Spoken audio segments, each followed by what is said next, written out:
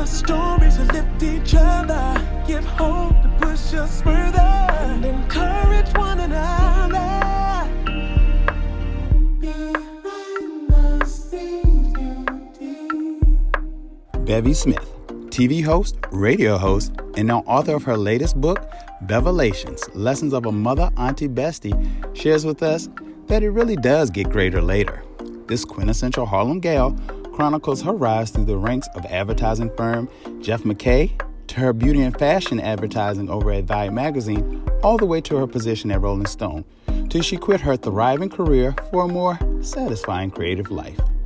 From coordinating corporate networking dinners titled Dinners with Bevy, to branching off to TV hosting shows such as Fashion Queens and Page 6 TV, and now her Sirius XM show on Bravo Andy, Bevelations. Bevy proves it's never too late to switch it up. Now, let's be clear. This is my second time interviewing you. We had a little issue with the footage the last time, but I believe in God doing all things divinely. You had not wrote the book at the time. We were talking about the fact that you were writing the book, but now the book is out, and now after reading it, it feels like it's time. So we can talk about the book, because we were talking at the book, but now we can talk to the book. Yes. So first, let me ask you, let's go with this question first. You just interviewed Cicely Tyson. Yes. And she just passed away as of last night. And you interviewed her 3 days before. How was that interview for you? Well, I was looking forward to the interview anyway because I love Cicely Tyson. I'm obsessed with Cicely Tyson. I've had the pleasure of being in Cicely Tyson's presence many times. Mm-hmm. I mean, literally at the same tables. We have a lot of this mutual friends. We, you know, from everyone from Alexander Smalls to B. Michael, who was her couturier, Reggie Van Lee, the list goes on and on and on. So I've actually been in small circles with Miss Tyson. But, you know, she was such, one, a grande dame, two, a legend, three, an icon, and she's a little lady. She's a tiny little lady, and she's older. And so you know, I never wanted to be one of those people that kind of bum rushed her. Whenever we were out at galas, so many people would come up to her, and mm-hmm. it would feel like they were bombarding her because she was such a little tiny lady and tiny in stature. So I never wanted to be one of those people, even though I was at her table. So I never really even asked for a picture. And I finally got one picture with her in like 2018. But I've seen her so many times before and after. And so when I finally got a chance to interview her for my radio show, Bevelations, on Radio Andy Sirius XM, it was like a full circle moment for me because I also mentioned Miss Cicely Tyson in Bevelations, Lessons from a Mother, Auntie, Bestie, because I have a saying that gets greater later. And Cicely Tyson, to me, is the embodiment of that because she was like 89 when she won her Tony Award. She was like 93 or 94 when she got her honorary Oscar. I mean, she had so many incredible accolades that came to her later in life. And so I look at her as a prime example of you never give up. Mm-hmm. You stay focused on your dreams and harnessing your passions. And it really does get greater later. Oh, wow. So what was the thing like in that interview that you took away with that you cherished the most in your guys' conversation? I think the thing I got out of that most was when I asked her what should we tell people that feel like life is passing them by, and she said, you can only feel like that if you're letting life pass you by. You know, people can do things to you, but it's all about how you take it and the way you feel about it. And I was like, that's a really good note. Yeah. We were also talking off set before as I was styling your hair for this. And you was making a mention about also really coming into realizing the things that you were taught as a child from your mother and everything about having standards and stuff like that. Elaborate on that. So I can really get into the combo. Well, you know, I just feel like, you know, in this microwave world that we live in, oftentimes we look at everything that's shiny and glittery and we think that that's the thing that we want. Mm-hmm. That's the thing we want to pursue. And when talking to Miss Cicely Tyson, and looking at the standards that she had for her life, for the projects that she took on, it reminded me of the reason why I've said no to so many different things, what seemed like opportunities in my life.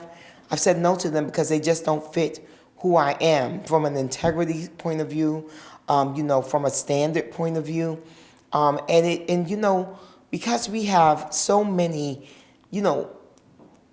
pop culture influencers, and listen, I don't knock anybody's hustle, but I'm a grown woman. And I want to know that whatever it is that I'm making money off of, it is attached to a real skill. It's not just because, you know how to get out there and act a fool. Right, exactly, exactly. Right. So for me, just talking to her was a reminder of a throwback to the days of when people actually had to have a craft. And I like that. I like the idea that people are not just rewarded because they can get out and act like a fool. Yeah. And this is, listen, like I said, I don't knock anybody's hustle. But for me, being on a reality TV show and letting people know about my life wouldn't work for me. Right. Because, I don't want nobody up in my business. Right. Right? Two, I always say I have parents. So even with this book, I didn't put half the salacious things I could have put in that book. Right. Because of my parents. Right. It was very tastefully done, and since you're speaking to the book, let's talk about it. First of all, I love the title, Thank you. Bevelations, Lessons from a Mother, Auntie, Bestie. And as I've grown to know you, you are that person. You are that auntie, mother, bestie. And you are so much of a wisdom and advice. I feel like everybody's always coming to you and trying to glean from you. What made you write the book? Like, what made you say, I should write this book? Well, it was really people coming to me and asking me for advice, and strangers. So it would be people online saying, can I pick your brain?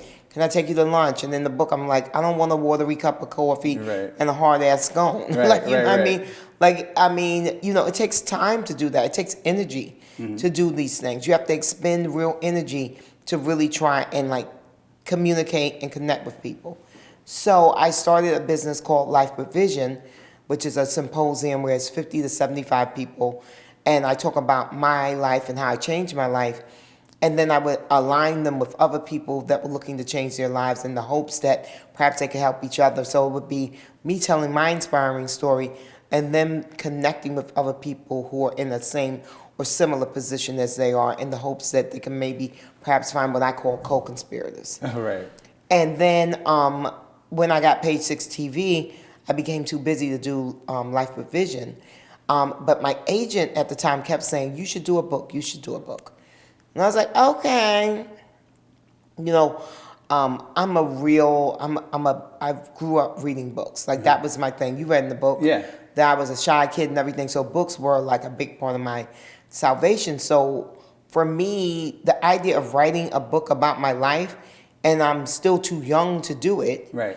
Which today I just realized that's the reason why my book is a memoir / self-help. It's not an autobiography, because an autobiography is some kind of total of your life. So that's why Miss Cicely Tyson, just as I am, dropped the mic and wrote her autobiography. Yeah, she wrote the autobiography. But I'm writing a memoir because it's just a snippet of my life. So I met with my agent, and then we went to a publisher, and they gave me a publishing deal, and then we wrote the book, and voila.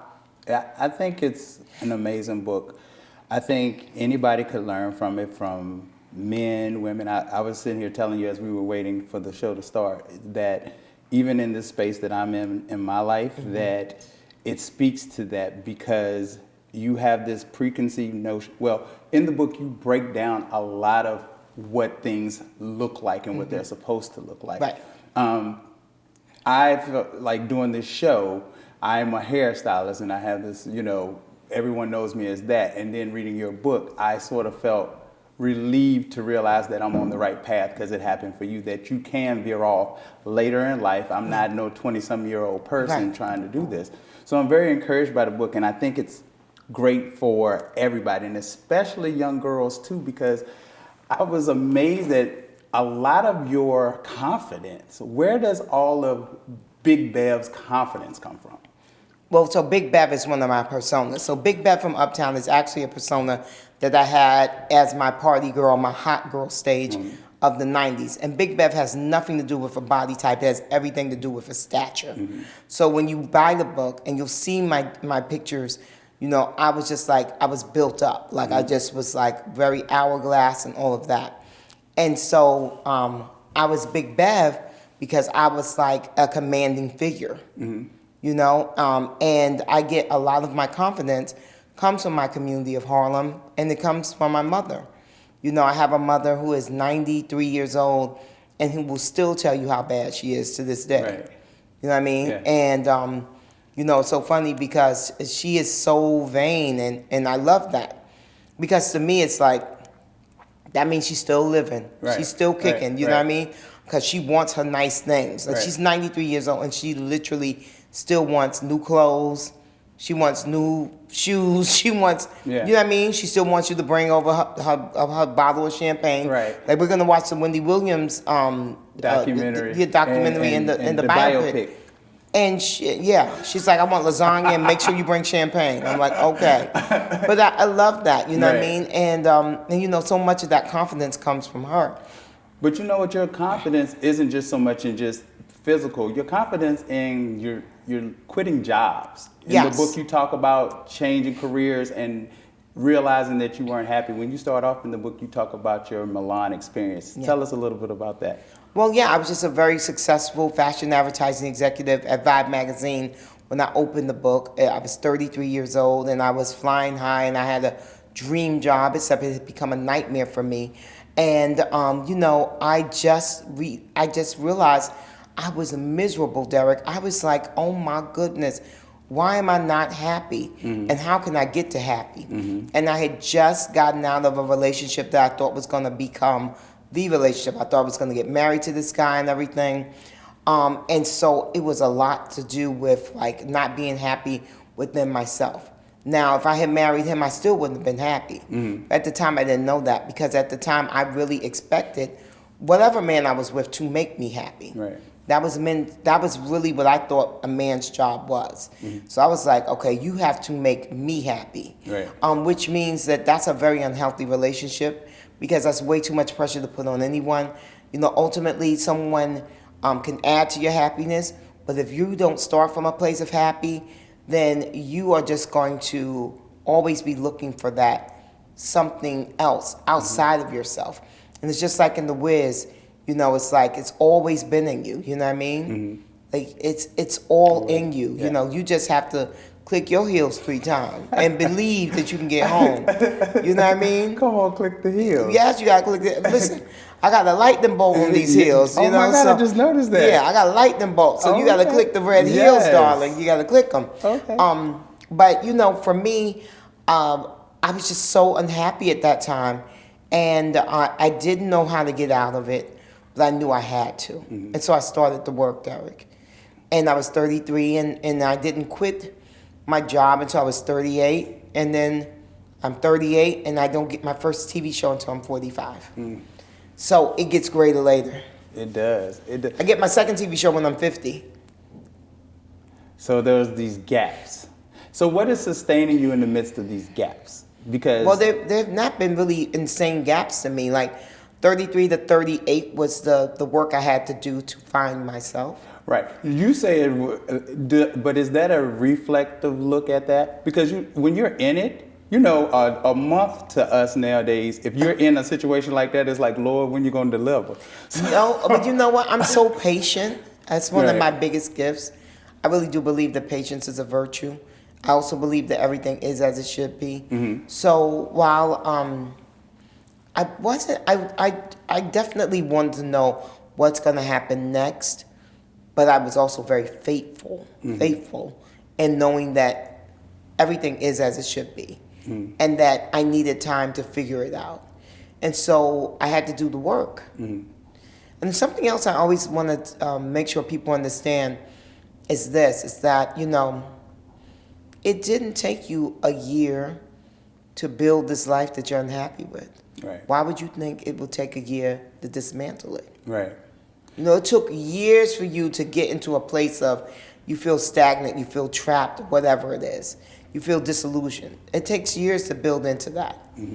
And it's going to take you years to get out of it. Yeah. So you also, one of your chapters is Dare to Dream, which is one of my favorite. Because especially us as African Americans, first of all, our tunnel vision of what we can dream to be is so tiny and small. Oftentimes, yes. And which I think if people really should read the book, because on your career trajectory of like the jobs that you've taken before Vibe, when you were in marketing and all those different things, these were all jobs that probably little Bev up in Harlem didn't even think about. I didn't even know they existed. Right. So, I didn't even know they existed. Did you know that you could be a celebrity hairstylist and travel all over the world? No, I didn't. Yeah, exactly. We're not taught that. Yeah. We're not given those same options. So when we look at making it, we're looking at doctor, lawyer, maybe an accountant. You know what I mean? Used to be teacher, but now teachers are paid so poorly. No one wants to be a teacher, which is a shame. You know what I mean? And so I think that that's one of the biggest problems. I'm glad you brought up Dare to Dream, because it's one of my favorite chapters as well. Because for me, I just feel like oftentimes we put a cap on our dreams. We do it ourselves. We do it ourselves. Like I was just on Theview, and on Theview, Derek, because I'm using this book as a vision board as well, and I want everyone that reads the book to use it as a vision board, because I'm doing it. I'm speaking things into this world via this book, and I'm putting myself out there, and I don't worry about whether or not it happens, if it comes to fruition or not, because whatever does come out of me saying these things is going to be something fabulous. Right. But on Theview, I said, well, yeah, you know, because I'm trying to get to be like Whoopi Goldberg. I'm trying to be an EGOT. Right. And Whoopi's like, and you will be, Bev. And I just was like, oh my God, I love you, Whoopi. Yeah. That's my fairy godmother. Yeah. But you know, that's a big deal. It was, and I will tell you this, it was not comfortable for me to put it in the book. But I knew I had to push myself. Why was that? Who the hell am I to say I'm going to be an EGOT? All anyone that's seen me do up until this moment is host TV shows about fashion and pop culture. True. So who the hell am I to say I'm going to be an EGOT? But I do have an EGOT plan, can I tell you? Yes, please tell me the EGOT plan. My EGOT plan is I'm going to win an Emmy for my daytime talk show. That's very easy. Okay. Like, I feel like, okay, I can do that. Right. I can get that done. You're right. I'm going to win a Grammy for the reading of my audio book. Okay. This is coming this year. Okay. Right. So we got to get prepared for that. Right. I'm going to get an Oscar because I'm going to do 15 minutes of an amazing performance in the film, a Best Supporting Actress Oscar, so that's going to be amazing. I love that one. Yes. And then I'm going to get a Tony from my one-woman show called God, Grown Ass Woman. That's how I'm going to get my Tony. I love it. I love it. Will you be starring in it or will you just be producing it? Oh, no, I started it. Oh, okay. I sing and I dance and I do all my monologues. I've already written monologues for God. That's what I love that you, in the book, you talk about just going on to this creative journey, going to your boss and telling him you're quitting your job, to go into this creative journey of what you don't know what it looks like. And so many of us are tired of these boxes that people put us in. And what I love about the book, it's constantly you proving people, you're not going to box me in. You're not going to box me in. And you talked about Cicely Tyson being this person that had standards and stuff, but all throughout the book, it's moments where you were like, it sounds good, it looks good, but this isn't what's right for me. No. And I think that's so important. Sorry. You were raised so well, though. That was God. Okay. That was God. Whatever it took, baby, they pulled it out, you know. But I love to see you with this behind the scenes beauty. Behind the scenes beauty, because it's so important for us to stretch. Yeah. And I think that what you're doing here is a really great inspiration for people, because I always tell folks, what I did was crazy. I literally quit my job. I don't advocate for people to do that. Right. That takes a whole bunch of craziness, delusional thinking, right, and a lot of you have to be uncomfortable I mean, you have to be comfortable with being uncomfortable. And so the way you're doing this is a much more realistic and a much more tempered way. But everyone's got a different level of risk tolerance. For me, I have a high tolerance for risk. Right. And I knew that I could never stay in my job and try to pursue this creative life because the money I was making was so good that if I had an opportunity to go on a sales call and the commission check could be $40,000, and then I had an audition at the same time for a role in a play off Broadway that'll pay me $50 a week. There's no way I'm not going to get that $40,000. Yeah. So what I think is interesting, you speaking about that, because your career financially, you went up, down, up, down. Well, I really only went up, and then I went down. Gotcha. And then, but then after that, and then I went up. Went back up again. Yes. Got you. God is good. I went up. Because I guess I was those moments where you were doing the dinners with Bevy, and then you would have but to. that was for my down period. Oh, okay. Yeah, so, because dinner with Bevy just actually helped to sustain me. Mm-hmm. It didn't make me the money that I once was making, but it allowed me not have to go to housing court anymore. Right. Okay. Right. I didn't have to eat the salmon croquettes anymore, Yes, darling. all of that I love in the book. First of all, reading this book is like, if anybody wants to get to know you, it's like having a conversation with you. Your jokes. Thankfully, I've had a chance to get to know you and work with you and be around you. So if you want to know Bevy, read the book. And if you ever been like, I would just love to have a conversation with her, they should really read the book because your jokes are in here. You know how to hit the jokes. Everything is perfect. And there are so many times I laughed. I would just be sitting, I was like, oh my God, I can't believe she said that. I love that. Tell us about, going back to the chapter about the dreams right quick, I just wanted to ask, there were a lot of people that helped supported your dreams. And I'm always a big fan in making sure we get the chance to shout out those that were our support. Who were some of the people that helped support and help facilitate you in this quest for I mean, there's so many damn people, right? I mean, my original mentors, Jeff McKay, Kenny Valenti, Gail Malloy, Chuck Cohen. My TV mentors, Monique Chenault, Alex Chenault, rest in peace. Alexander Jewett, over at the Wendy Williams show, Andy Cohen. Yeah. Over at Bravo, my family, obviously, my brother-in-law, Damien, who is a first responder who always backs all of my crazy dreams, always believes in it. He's the guy I can go to and I can be like, I think I'm going to become like a tightrope walker who like eats fire at the same time. He'll be like, you can do it, Bev. That's a really good idea. And I'm like, okay. Right. So I've had so much support. But the biggest part to me about my support is that it's come from so many different types of people. Yeah.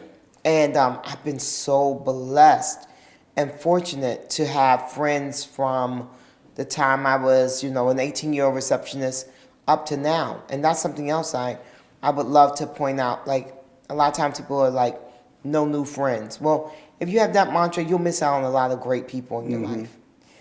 It's a silly mantra. Continue, because it was other stuff. It was another one that you said, too, that was a mantra that people always say, don't tell people. Oh, my God, that don't tell people thing. So here's the thing. I get it, I guess. I don't know, but I found that whenever I've told people, they actually help facilitate my dreams. The way I got to meet Andy Cohen is because I told someone that I knew from work that I was going to do TV. I was pursuing TV. He's hanging out with Andy Cohen on Fire Island.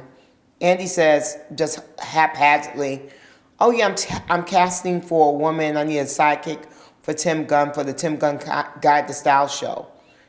And my friend says, oh, I know this woman. She just quit her fashion job. She's great. She's made for TV and she wants to do TV. And then the production team from Bravo called me. I go on the audition. I get the gig. I turned down the gig. But I met Andy in that scenario. So that was a gift. Yes.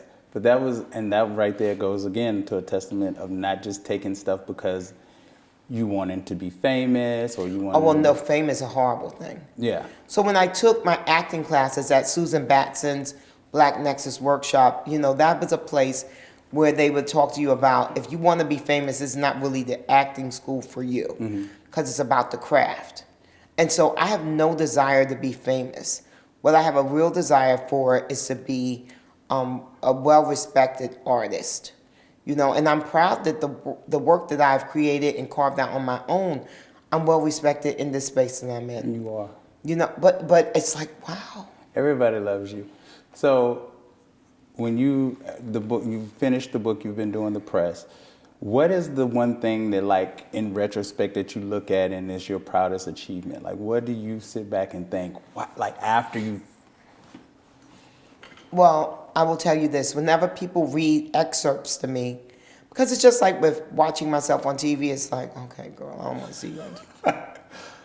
I want to see you on TV, Right. girl. I don't want to hear myself on the radio. Really? No, I'm not interested. And so with the book, I haven't read the book since I had to read the audio book. And so sometimes when I'm doing interviews, people will read an excerpt to me, and I'm like, that shit is really good. Okay.